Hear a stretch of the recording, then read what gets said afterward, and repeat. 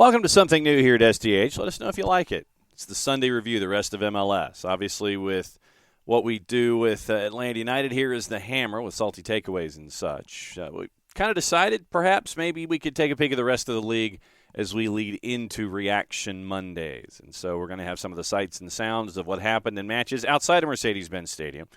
And we'll see how the rest of the league went, and we'll take a peek at the standings as well after match week number 4. So starting with the matches before Atlanta United got underway. Goalless draw, Seattle and LAFC. So that was your 4 o'clock game. We all know what happened with Atlanta and Portland.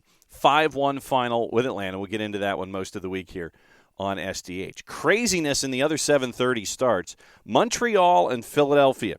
Montreal scores in the 90th minute, scores at 90+8, and here's how it went from 2-1 down to 3-2 up, courtesy of our friends at Major League Soccer and Apple TV+. Thorkelson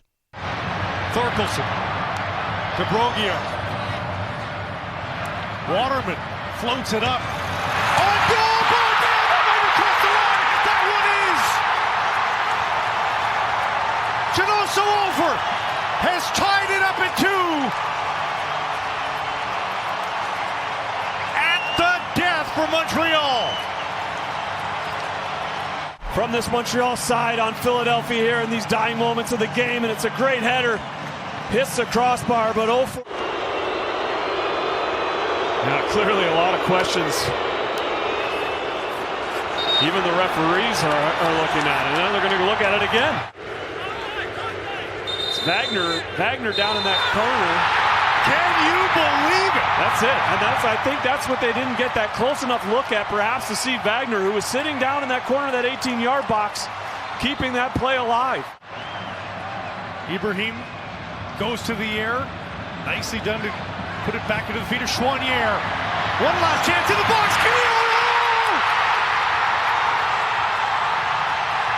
What a finish in Montreal! Romel Quioto steals 3 for the home side!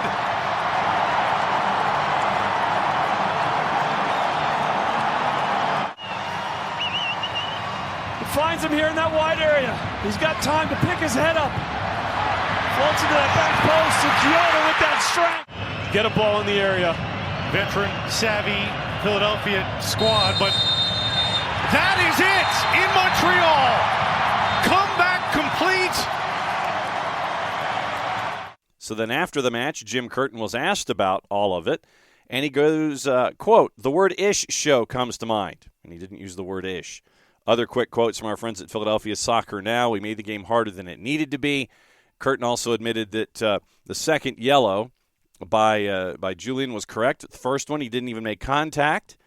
Quote, "I've never seen anything like that in my life," about the 2 VARs of the goal. Quote, "When you look at that, it's not good for our league," end quote.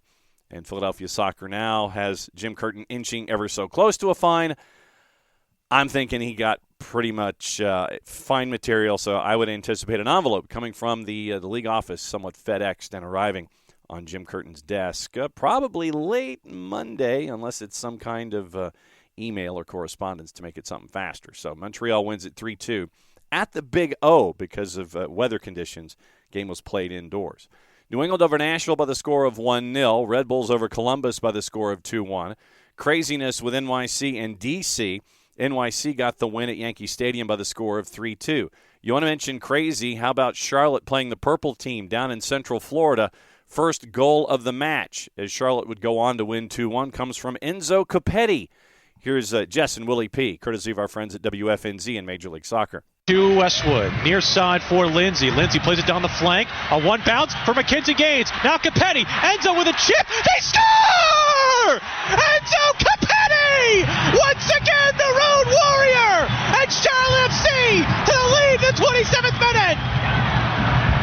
Enzo Copetti silences the crowd here in Orlando with his second goal of the season. Charlotte FC's second goal of the season. And who else but the Argentine superstar to come up clutch with the first goal in this game. He does the celebration to his newborn child. You love to see the strength of his run, perfectly timed, the intricacy of the one-touch finish on the hop.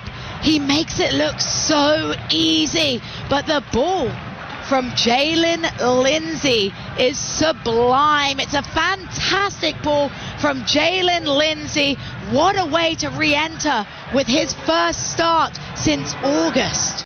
Toronto shuts out Inter Miami by the score of 2-0, and then you had craziness upon craziness with Chicago and FC Cincinnati. Here's how that one ended. Started at 3-1, didn't finish that way. Once again, courtesy of our friends at Major League Soccer and Apple TV Plus and MLS Season Pass. Acosta.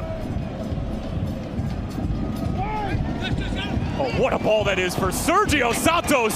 But that is all Lucho Acosta.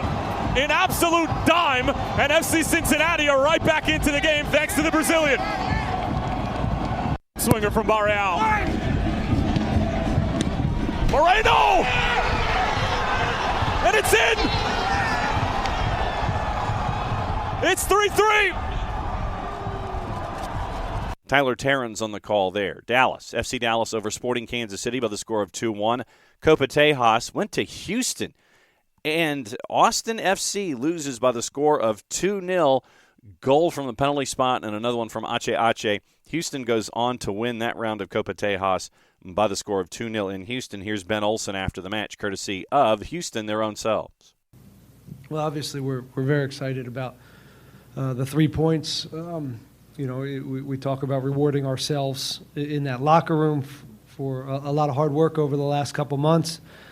And, I think and also rewarding the fans and getting to or making sure that this place is somewhere that we can play good soccer and win and entertain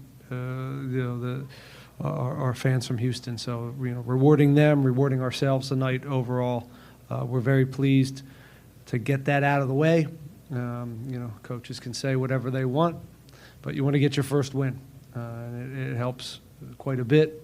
The mood in there is very good. And the message now is to grow and get better and make sure that we can put this type of performance on at home consistently, because I do believe it's a recipe for getting into the postseason. It's twofold. We wanted to continue to be direct at times and push them back, and I think that message they put into action right away. The last 2 games coming out of halftime, we've given up goals, so that was a real message at halftime to make sure that we're dialed in that first 10 minutes and we're the better team. But I will say this: I know that team very well, Austin, and they got a little leggy in the second half.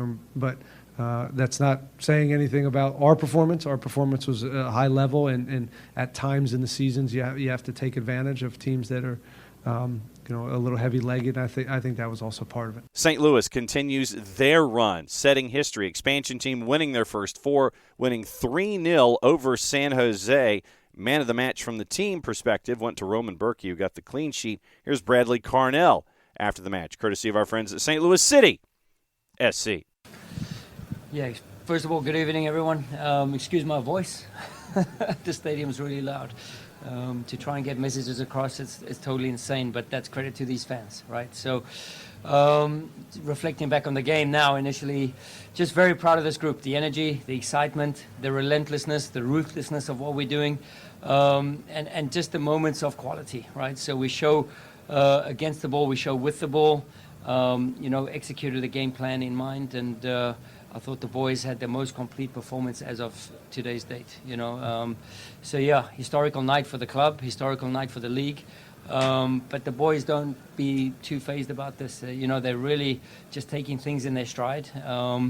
And to lose Tim Parker before the game was a big blow for us. And with our next man up mentality, we believe in everybody and everything we do here at this club. And Lucas Bartlett steps in like a seasoned pro, right? He commits to the principles every single day, and just make sure he's emptying the tank. So I think between the 2 center backs today, we have 4 MLS games between them. So, it just shows with a commitment to the principles and the tactical approach that we can compete. So yeah, extremely humbled, proud. The words are missing at the moment. So yeah, pretty impressive from the boys.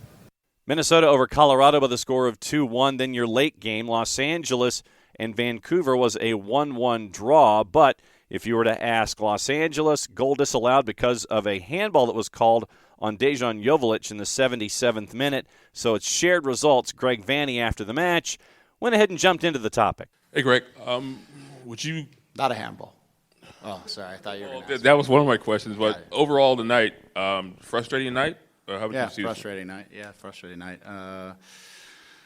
Definitely some good moments in the attack. We got into some good areas. We got to the end line several times. Obviously scored one first half and offside. We give away a goal off of a set piece that we have. I think it's one guy who steps up when the play starts happening instead of staying with the group. So we kind of open up a little window there for them. We give up that goal. We have some good possessions. It's still not perfect for sure. And ultimately the result comes down to one play. It really does. And the one play is a non-handball. And I just don't understand for the life of me how a referee who's 25 yards behind the play and directly behind the attacker sees handball. Because even when you watch it on replay, it's not a handball.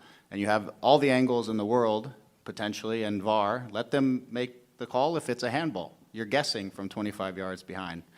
I watched it back. It, to me, doesn't look like a handball at all. But once he makes the call, it changes everything. And so it's a big guess by him, and it impacts the game. And we could have played better. We had some good moments, but football games come down to plays. They come down to moments, and that was a moment that was a big moment in the game. Thanks to the LA Galaxy, their own selves, maybe Mr. Vanny might be getting an envelope from the league as well. So that's your rundown of what happened. Taking a peek at the standings, starting off in the Eastern Conference. Atlanta on top, 10 points in their first 4 matches. New England, 3 wins and 1 loss in their first 4. They're at 9 points.